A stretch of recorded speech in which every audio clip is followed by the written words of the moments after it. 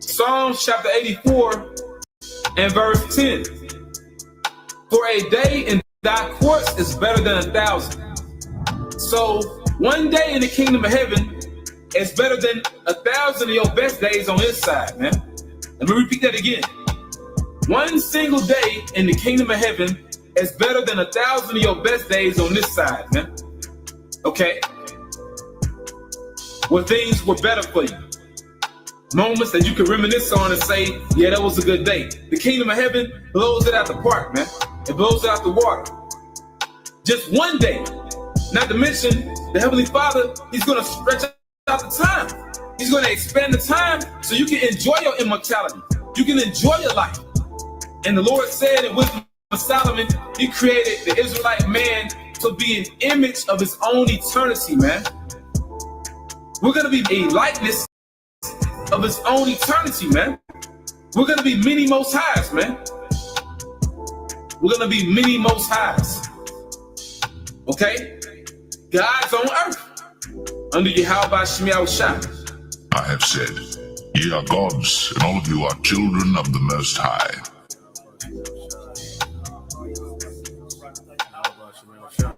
And also what's going to make us gods? These laws, statutes, and commandments, and us judging by the laws, statutes, and commandments, but also these laws being in our inward parts, making us those perfect judges. Not to mention, we experience these different reincarnations in this wicked flesh, so we know how to judge the flesh. We know how to judge this body because we've been in this body many times. Okay? But once again, the kingdom of heaven is going to be patterned after the mind of Yahweh Shemiah Shai, man. A righteous paradigm. Our Father, which art in heaven, hallowed be thy name. Thy kingdom come, thy will be done, in earth as it is in heaven.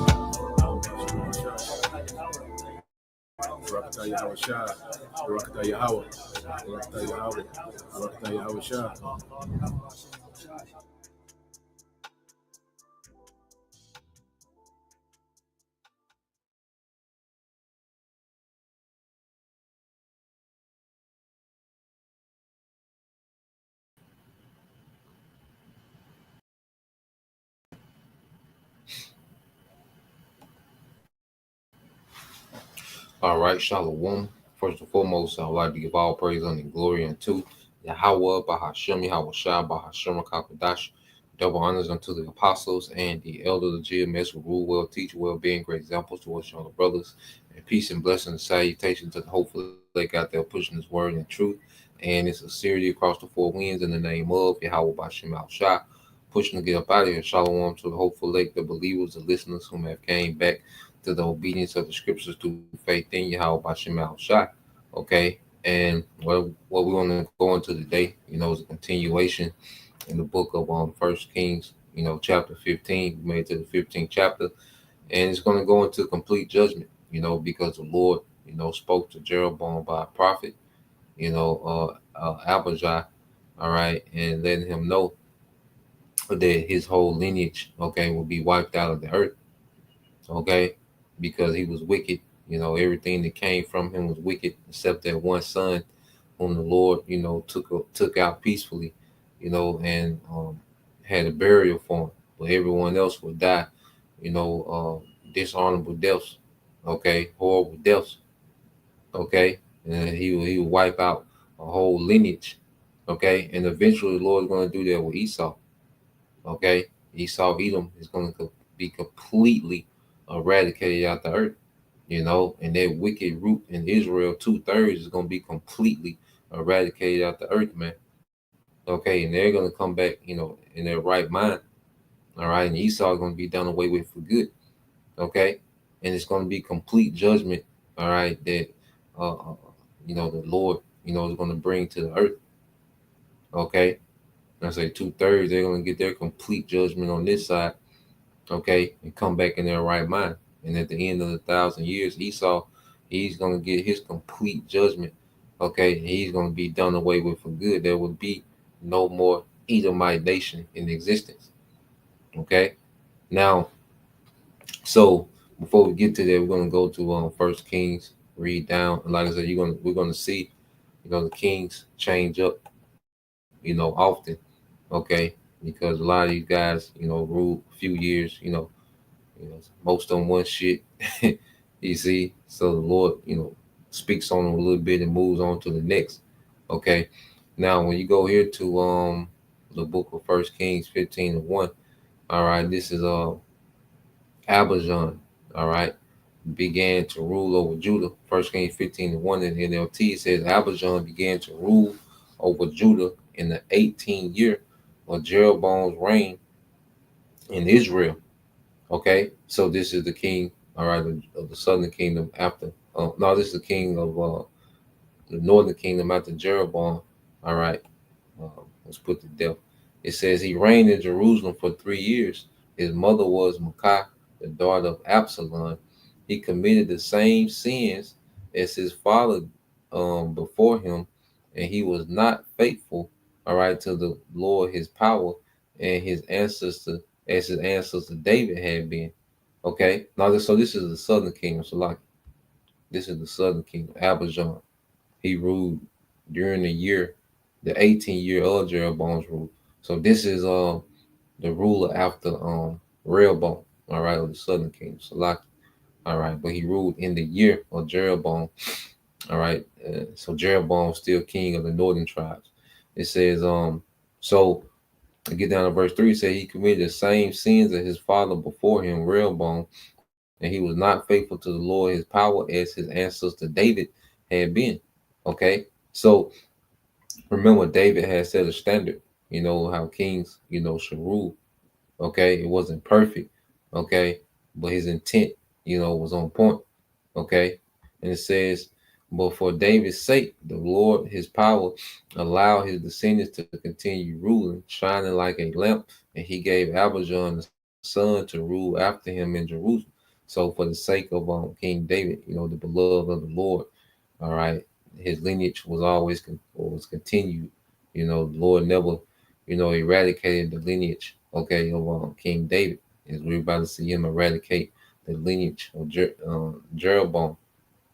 Okay, and we know the main reason, this lineage was preserved was for Yahweh Shah to come through their lineage, okay, to fulfill prophecy and to be that sacrifice, for the nation of Israel.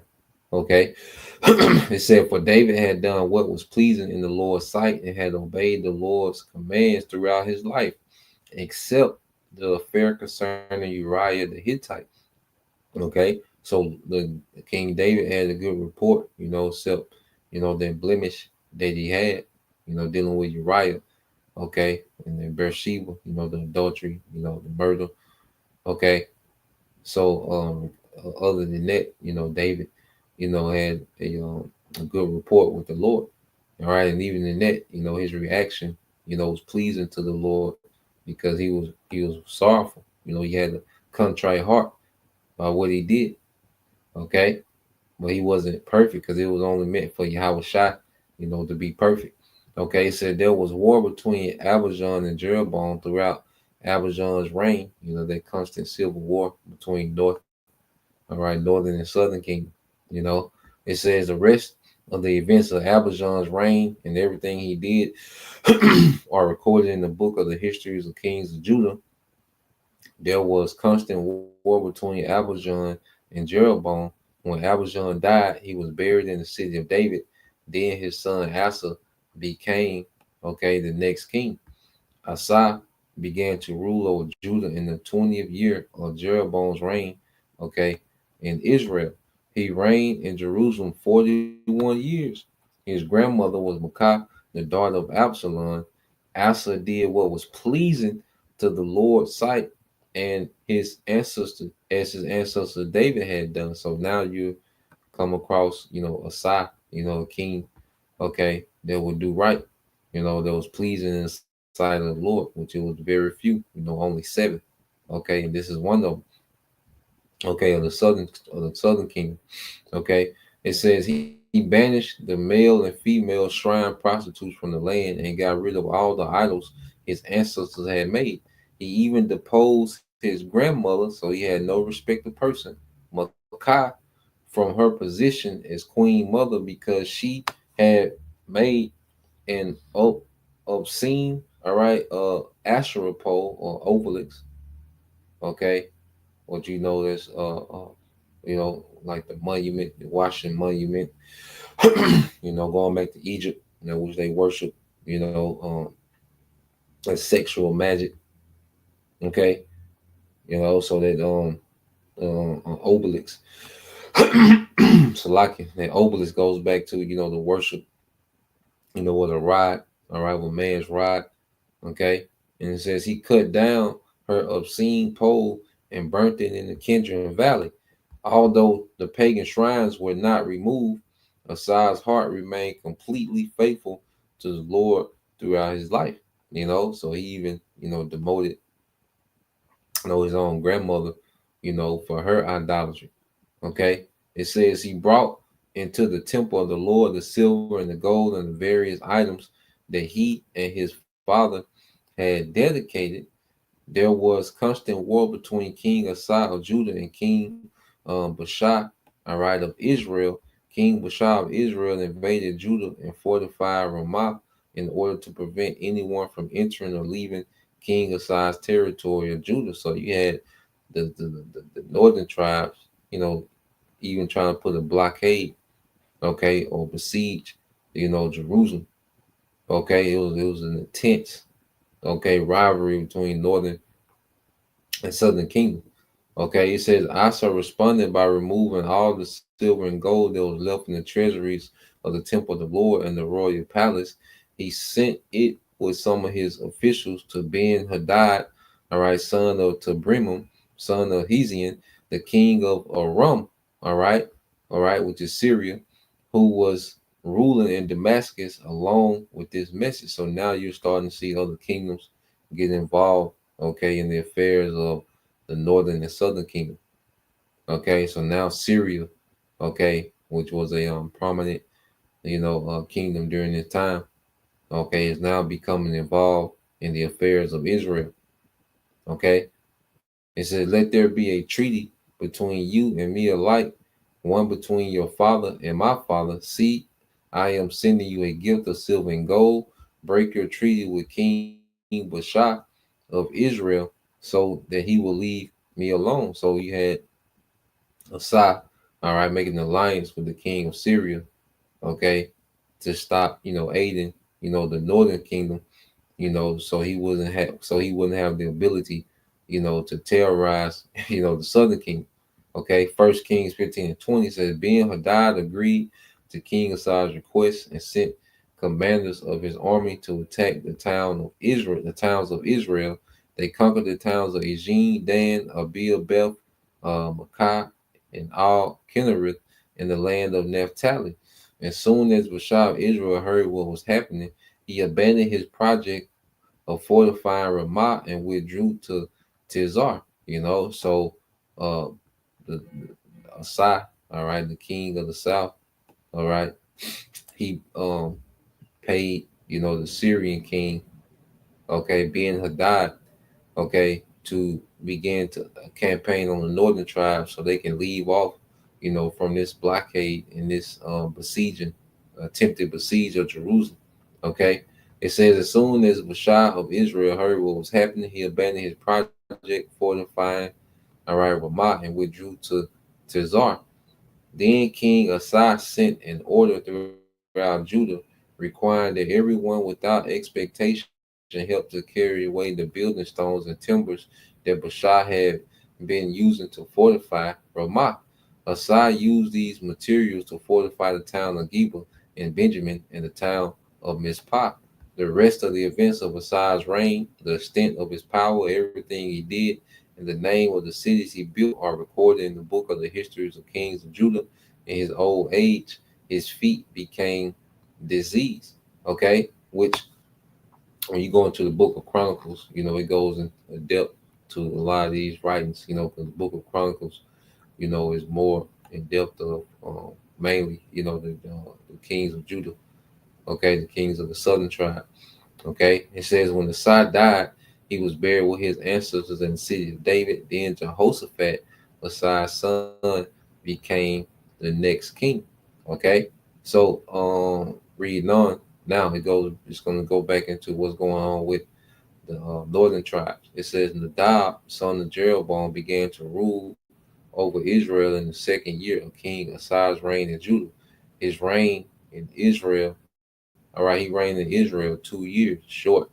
Okay, but he did what was evil in the Lord's sight and followed the example of his father. Okay, continuing the sins of Jeroboam, all right, had led Israel to commit. And this is the point. It said, then Baasha, son of Ahijah, from the tribe of Issachar, plotted against Nadab and assassinated him while he and the Israelite army were laying siege to the Philistine town, all right, of Gibbethon. Baasha killed Nadab in the third year of King Asa's reign in Judah, and he became the next king of Israel. He immediately slaughtered all the descendants of King Jeroboam, so that not one of the royal family was left, just as the Lord had promised concerning Jeroboam by the prophet Ahijah from Shiloh, man. The Lord makes good on all his promises, man. Whether it's 10 years from now, a day from now, 100 years from now, 1,000 years from now, the Lord makes good on all his promises, man. Okay? It ain't when the Lord, all right, makes a decree, all right, it's just a matter of when. It's not if, it's when. Okay? And Ahijah, okay, told this to Jeroboam, or told this to Jeroboam's wife, okay? And she, had to go back with that message to Jeroboam, okay, about his whole dynasty being destroyed. Okay? So anything that was any kin to Jeroboam's son, nephew, cousin, uncle, whatever, okay, was put to death. Okay? That dynasty was completely eradicated out the earth, man. It says not one of the royal family was left, just as the Lord had promised concerning Jeroboam by the prophet Ahijah from Shiloh. This was done because Jeroboam had provoked the anger of the Lord, and Yahweh Shema Shah, the power of Israel, okay, by the sins he had committed and the sins he had led Israel to commit.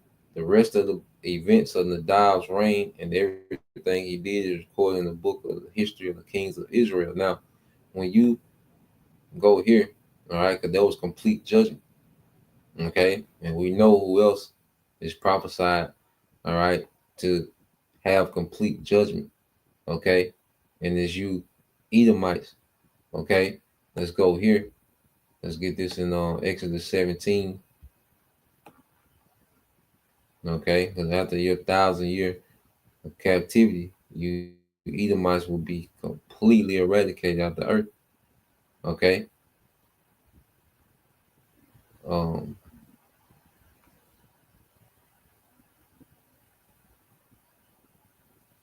This is Exodus 17 and 14. It says after the victory, all right, this is when we had the battle, with Amalek. All right, Joshua was leading the forces, and Moses, he was on the mount, and when he would raise his staff, we would get the upper hand on Amalek. But when his hand came down, they would begin to get the upper hand on us. Okay, so you had two men, all right, that stayed there. They set Moses on the rock, okay, and they held his hands up, until the battle was won. So they lifted the standard of Yahweh Shema Shai against Amalek, which is what we're doing now. Okay. It said after the victory, the Lord instructed Moses, write this down on a scroll as a permanent reminder and read it aloud to Joshua. I will erase the memory of Amalek from under heaven. And how is the Lord going to do that? He's going to eradicate every male in Edom. Okay. And Amalek represents the head tribe of Edom. Okay. So he's just, he's all right. So it's an emphasis on him. Well, it's going to be beyond Amalek. It's going to be every Edomite. Okay, male is going to be eradicated. All right, and their lineage will not be able to produce itself in the earth anymore. Okay, and it says Moses built an altar and named it Yahweh Nasah, which means the Lord is my banner. He said they have raised their fist against the Lord's throne, so now the Lord will be at war with Amalek from generation, all right, after generation, and we're all right in the generation, okay. So the Lord is still at war with Amalek, all right, and now we're going to see the Lord complete that war. He's going to remove these devils from power, put them in captivity, and after captivity, they're going to be eradicated, man. Okay, when you go to Numbers, okay, 24, and it's a constant theme in the scriptures. You know, we're just going to walk it down, okay, about the complete judgment and coming, all right, to you devils, man. This is uh this is the book of Numbers, chapter 24, verse 19. And it says, out of Jacob shall come he that shall have dominion, and shall destroy him that remaineth in the city. And this is speaking of Yahweh Shai, you know, showing how Yahweh Shai is intertwined throughout the book. Okay. Verse 20, and it says, and when he looked on Amalek, he took up this parable and said Amalek was the first of the nations. All right, because right now Amalek is the chief of the nations. Okay, and when you go into these Edomites, Amalek was the first, okay, of Esau to have an empire in the earth under Alexander the Greek. Okay, which he was a Macedonian, and you track the Macedonians back, you know, to Amalek. You know, going back to Haman the Macedonian. All right, and Haman was a descendant of who? Agag, the king of Amalek. Okay, so through Alexander, you know, these devils, you know, became a superpower in the earth, the first of the nations. Okay, and these devils have revived, okay, that Greco-Roman Empire today, which is what the chief of the nations today. Okay, but what's the end game for him? But his latter end shall be that he perish forever, man. Complete judgment. He's gonna be completely eradicated. Okay, so you go here, that's in Numbers, and then you go here to Job. All right, you go to Job 18 and jump down.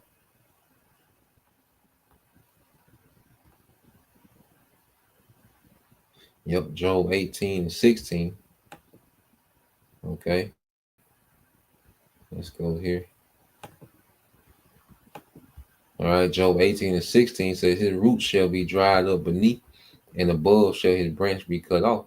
Okay, because you can chop down a tree, all right, and it'll grow back. It'll grow back bigger, you know. But if you know, dig up the roots, it's over with. It doesn't have the ability to grow back.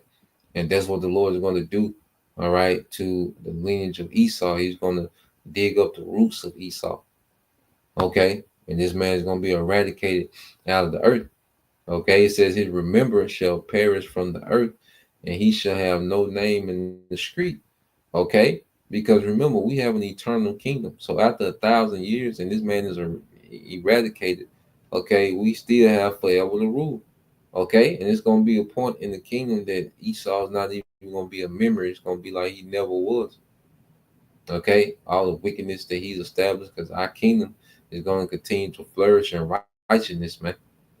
You know, we're gonna be on a whole nother wave, a whole nother level. Okay, you think the Lord gave this devil technology? We wait to see what we have, man. Okay, and it's gonna be in righteousness, and it's gonna be in agreement with the earth. Okay, you just wait to the things that the Lord open us up to, man. Okay. Matter of fact, real quick, I'm gonna come back to Job. All right, it's Isaiah. I believe it's 65.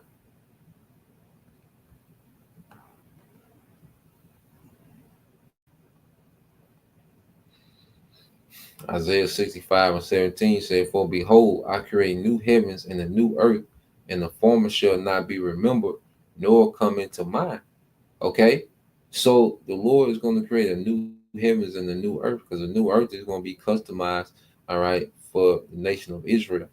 Okay, the new heavens and the new earth is going to be customized after the mind of the Most High for His people, man. Okay, it's going to be customized for the Israelite man. Okay, right now the earth is customized for the Edomite man. Okay, he allowed the devil to customize the earth for himself in wickedness. Okay, but there's a new rulership, a new heaven, all right, and a new earth. Okay, that's going to be in righteousness, as it says in 2 Peter, the 3rd chapter. We look for a new heaven and new earth wherein dwelleth righteousness. Okay, but going back into it, it says, and the former shall not be remembered. Okay, and what was the former? The world of Esau, his age. Okay, the beast. All right, Rome revived in the earth. You see, it's not going to be remembered nor come to mind. Okay, but ye, verse 18, but be ye glad and rejoice forever in that which I create. You see, we're going to really get to enjoy, the Lord's creation, man. We're going to see creation do what it was meant to do in this sprint. Okay, we're going to get to see the earth, all right, really operate under the wisdom of Yahweh Bashim Al-Shai. We're going to rejoice in forever, all right, in which the Lord hath created. For behold, I create Jerusalem a rejoicing and her people a joy. Okay, so we're going to enjoy the earth forever, man. Esau is a temporary thing. Okay, the Edomite nation is a temporal thing. Okay, and he's fighting and scratching and clawing, trying to, get around it. But there's nothing he can do. Because like the lesson, we did the other day, Esau has a hell of a task. Okay, as the Lord say, He's going to erase Esau's rulership, Esau's memory from out the earth, man. And he's trying to fight against it, man. This man has a hell of a task, man. Okay, it says, "In the former shall not be remembered, nor come to mind." So let's go back to Job 18, which it links up with that. Okay, it's the book of Job, chapter 18, and verse 16. It says, "His root shall be dried up beneath, and above shall his branch, all right, be cut off. His remembrance shall perish from the earth, and he shall have no name in the street. He shall be driven from light into darkness and chased out of the world. He shall neither have son nor nephew among his people, nor any remaining in his dwelling." Okay, and that's an eradication, man. That's plucking up from the roots when you destroy the males. Okay, all the males. Okay, of a nation. Okay, if you destroy the males of any nation, that nation cease to exist. All right, because eventually those women will just die off. Okay, they can't bring back the nation. They can only bring forth the nation of whoever seed. Okay, that they conceive. Okay, but they can't produce a nation. The women can't produce a nation. So this is why, it's emphasis on the men. Okay, eradicating the men, because that eradicates the nation. Okay, it says, "They that come after him shall be astonished at his day, and as they that went before were affrighted." All right, surely such are the dwellings of the wicked, and this is the place of him that knoweth not the Most High. And this is the fate of Esau Edom, is complete judgment, man, being completely eradicated and erased from the earth, man. Okay, blotted out. Okay, evicted from the garden forever. Okay, he will not get to enjoy paradise, man. Okay, he's going to be a slave in paradise. So while the Lord is beautifying the earth and making the earth a paradise, Esau will not get to partake in it. Okay, and eventually he's going to be eradicated to where he won't even be able to see it. Okay, I said that's all throughout the scriptures, and the Lord is going to eradicate, 2/3 too. That's a wicked lineage. 2/3 is a wicked lineage of Israel that has to be done away with. Okay, that's why you got what we always go into Zechariah 13. You see, the 2/3 is the complete, all right, eradication of wickedness, okay, of Israel. Okay, it's gonna be complete judgment. Okay, the Lord's gonna get rid of all the wickedness, okay, in Israel when the 2/3 are judged, man. All right, Zechariah 13:8, and this shall come to pass that in the land, all right, that in all the land which is here in America, said the Lord, Yahweh Shema Shah, two parts therein shall be cut off and die. Okay, and that's gonna be complete judgment.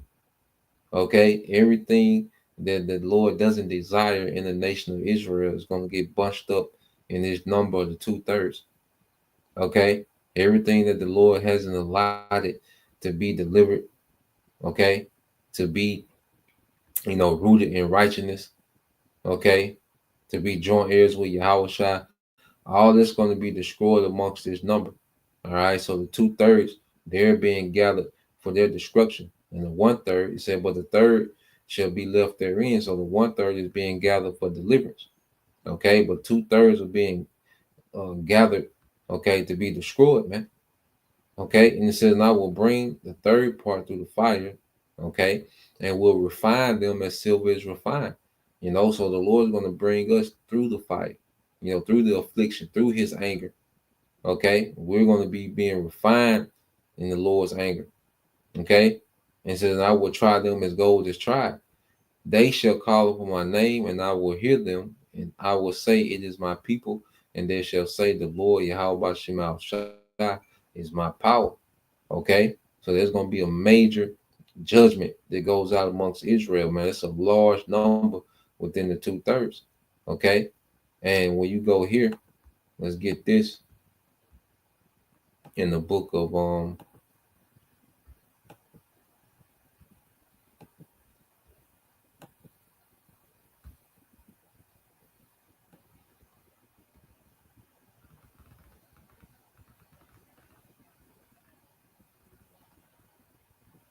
this is Wisdom of Solomon, chapter 4, verse 1.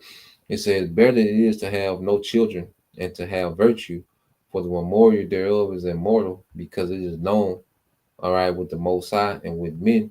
When it is present, men take example at it, and when it is gone, they desire it. It weareth a crown and triumph forever, having gotten a victory, striving for undefiled rewards. So, great examples of this, you have certain men, well, beginning with Yahweh Shai, our great king. He had no children when he was Yahweh Shai. He didn't even deal with women, but he left us an example, a standard for us, to follow after. And that's more valuable than having, a lot of children. Okay, that ain't shit. Okay, you see, Daniel, you know, he wasn't recorded. You don't hear about him having a wife and children, but he left an example of us to follow on how to be faithful. He was faithful to the Lord through 2 empires. Okay, over 70, over 70 years, close to 80 years. Daniel, okay, showed himself faithful. The 3 Hebrew boys, it didn't, go into them having any children. We don't know for sure. Okay, but we know they left an example. Okay, how to stand stiffly for Yahweh Shema Shai. And see, they don't have any children, but they left a memorial of integrity, of honor, okay, of trusting in Yahweh Shema Shai.